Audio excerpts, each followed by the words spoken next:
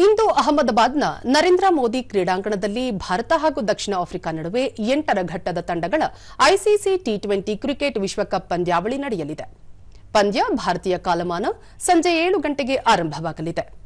ಈ ಪಂದ್ಯ ಭಾರತ ಹಾಗೂ ದಕ್ಷಿಣ ಆಫ್ರಿಕಾ ಎರಡೂ ತಂಡಗಳಿಗೆ ಅತ್ಯಂತ ಮಹತ್ವದ್ದು ಎನಿಸಿಕೊಂಡಿದೆ. ಇದುವರೆಗೆ ನಡೆದಿರುವ ಎಲ್ಲ ಪಂದ್ಯಗಳಲ್ಲೂ ಭಾರತ ಹಾಗೂ ದಕ್ಷಿಣ ಆಫ್ರಿಕಾ ತಂಡಗಳು ಜಯಗಳಿಸಿದ್ದು ಸಮಬಲ ಹೊಂದಿರುವ ತಂಡಗಳು ಎನಿಸಿಕೊಂಡಿವೆ.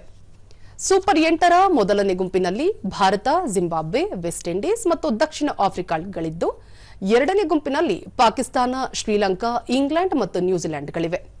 ಪ್ರತಿಯೊಂದು ತಂಡವು ಗುಂಪಿನೊಳಗೆ ಕನಿಷ್ಠ 3 ಪಂದ್ಯಗಳನ್ನು ಆಡಬೇಕಿದೆ. ಎರಡೂ ಗುಂಪುಗಳಲ್ಲಿ ಸತತ ಜಯಗಳಿಸುವ ಮೊದಲೆರಡು ತಂಡಗಳು ಸೆಮಿಫೈನಲ್ಗೆ ಅರ್ಹತೆ ಪಡೆಯಲಿವೆ. ಎರಡೂ ತಂಡಗಳು ಇಂದು ಬೆಳಗ್ಗಿನಿಂದಲೇ ಸತತ ಅಭ್ಯಾಸ ಕೈಗೊಂಡಿವೆ. ಭಾರತ ತಂಡದ ನಾಯಕ ಸೂರ್ಯಕುಮಾರ್ ಯಾದವ್ ಗೆಲುವಿನ ವಿಶ್ವಾಸದಲ್ಲಿದ್ದಾರೆ.